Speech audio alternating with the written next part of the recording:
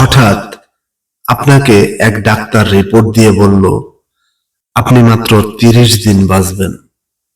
আপনার ক্যান্সার হয়েছে, এখন আপনার শেষ স্টেজ যাচ্ছে। এটা শুধু আপনি জানলেন, আপনার পরিবার কিংবা আপনার বন্ধু বান্ধবরা কেউ জানে না। এখন এই রিপোর্ট পাওয়ার পরে আপনি বাসায় গেলেন। প্রতিদিনের মতো আজকেও আপনার বাবা আপনাকে বকাঝোকা শুরু করলো।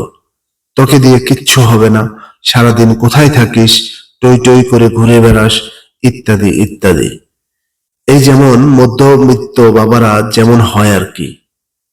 তখন কি আপনি প্রতিদিনের মতো তর্ক করা শুরু করবেন, নাকি প্রাণ ভরে বাবার বকাগুলো শেষবারের মতো আরেকবার শুনে নিবেন?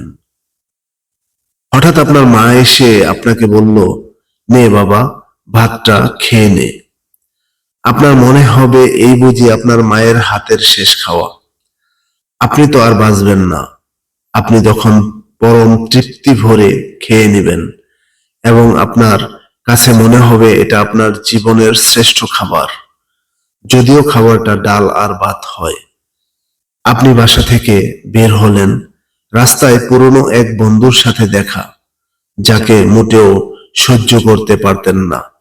সব সময় তার সাথে কথা কাটাকাটি হয়, আজকেও সে আপনাকে কিছু কথা শুনিয়ে দিল। আচ্ছা, এখন কি আপনি তার সাথে তর্ক শুরু করে দিবেন? মোটেও তর্ক করবেন না। আপনি হয়তো তাকে জড়িয়ে ধরবেন এবং বলবেন, দোস্ত ভালো থাকিস। আচ্ছা জানেন, আমরা এখন মৃত্যুর কথা ভাবতেই চাই না। এই মৃত্যু থেকে আমরা পালিয়ে বেড়াতে চাই।